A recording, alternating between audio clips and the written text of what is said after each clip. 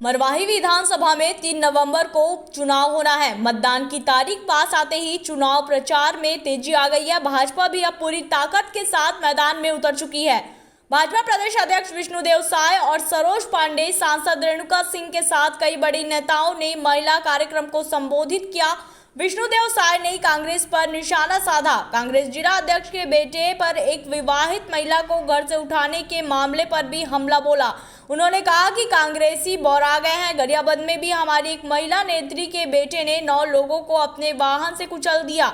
इस मामले को लेकर ही सरोज पांडे ने प्रेस कॉन्फ्रेंस बुलाई। साथ ही कांग्रेस नेता के बेटे के द्वारा आदिवासी विवाहिता को उठा लेने के मामले पर कांग्रेस पर हमला बोला। सरोज पांडे ने कहा कि कांग्रेस नेता का बेटा महिला का अपहरण कर लेता है, बाद में तलाक का मामला सामने आता है, लेकिन तलाक किसके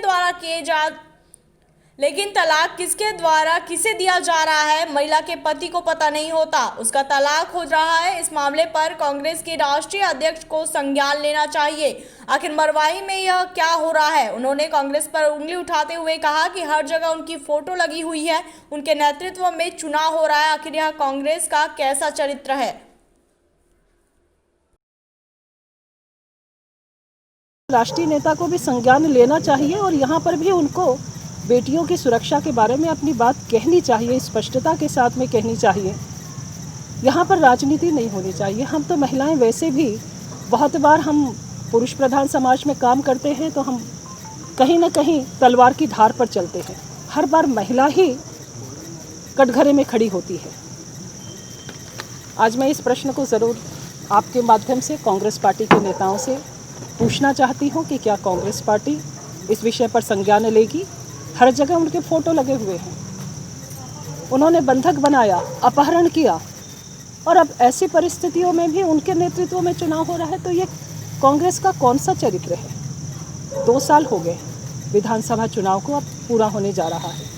कांग्रेस पार्टी ने यहाँ पर जिस प्रकार की परिस्थितियों में उन्होंने लोगों से वादा किया, शराबबंदी का वादा किया, बेरोजगारी भत्ता का वादा किया, इन तमाम वादों के बाद भी 2 साल के बाद आज कांग्रेस पार्टी कहाँ खड़ी है? कितने वादे पूरे हुए? शराबबंदी के विषय पर मैंने मुख्यमंत्री जी को राखी भेजी थी और मैंने उन्हें उनका वादा याद दिलाया था कि आपने हम बहनों से कहा था कि आप शराबबंदी करेंगे, कांग्रेस पार्टी सरकार में आएगी तो आप शराबबंदी करेंगे। लेकिन कांग्रेस पार्टी ने शराबबंदी करने की बात तो दूर है, अब वो घर पहुंच शराब की सेवा उन्होंने शुरू कर दी। एक कदम आगे बढ़े। हर विषय पर राजनीति, बेरोजगारी भत्ता वगैरह के विषय पर मैं नहीं जाती हूँ, लेकिन उन्होंने जितने वादे किए, भारतीय जनता पार्टी अपना संकल्प पत्र घोषित करती है, कांग्रेस पार्टी घोषणा पत्र घोषित करती है और ये घोषणाएं केवल घोषणाएं रह गई। 2 साल में कांग्रेस पार्टी की उपलब्धि शून्य है। इनकी आपसी लड़ाइयाँ हैं और ये केवल आपसी लड़ाइयों में आज अभी कहीं से सुगबुगाहट है कि उनके एक मंत्री ने इस्तीफ़ा दिया, मुख्यमंत्री उन्हें इस्तीफ़ा देने के लिए कह रहे हैं, कैबिनेट निर्णय करती है, भ्रष्टाचार का आरोप लगता है, खुलकर लगता है।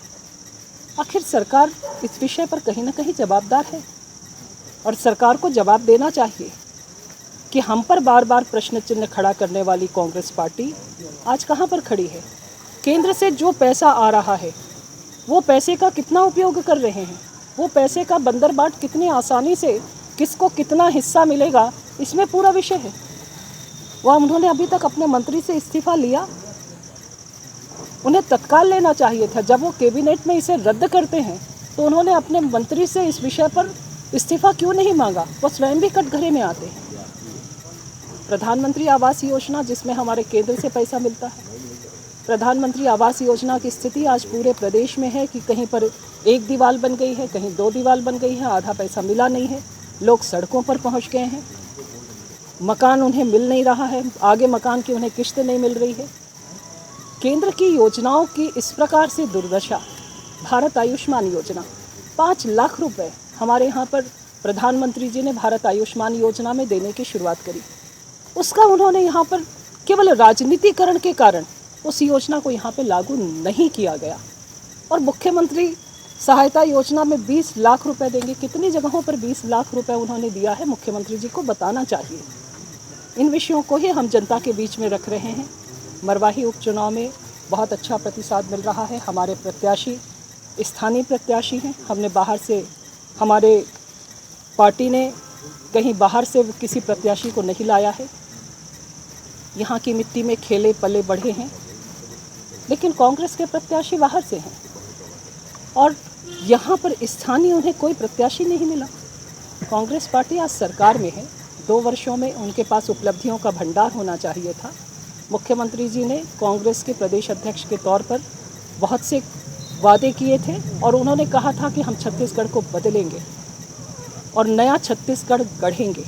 मुख्यमंत्री जी से पूछना चाहती हूँ, गढ़बो नवा छत्तीसगढ़ क्या यही है जिसमें भ्रष्टाचार भी है? महिलाओं को उनके नेता अपहरण कर लेते हैं, बंधक बना लेते हैं और उसके बाद उन्हें प्रताड़ित करते हैं। क्या ये नया छत्तीसगढ़ है? अगर ऐसा नया छत्तीसगढ़ है तो मुख्यमंत्री जी, एक बार मैं इस बात को ज़रूर कहना चाहती हूँ कि हम बहनों की भावनाओं से खेल के उन्हें राजनीति नहीं करनी चाहिए थी।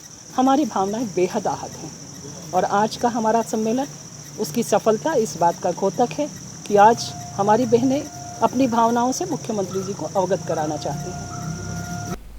तो अभी के लिए बस इतना ही। तब तक के लिए हमें दीजिए इजाजत और इसी प्रकार की लेटेस्ट और रोचक खबरों से जुड़े रहने के लिए देखना ना भूलें nationupdate.in। और हाँ, अब हमारी हर खबरों से अपडेट रहने के लिए गूगल प्ले स्टोर से डाउनलोड करना ना भूलें nationupdate.in का ऐप।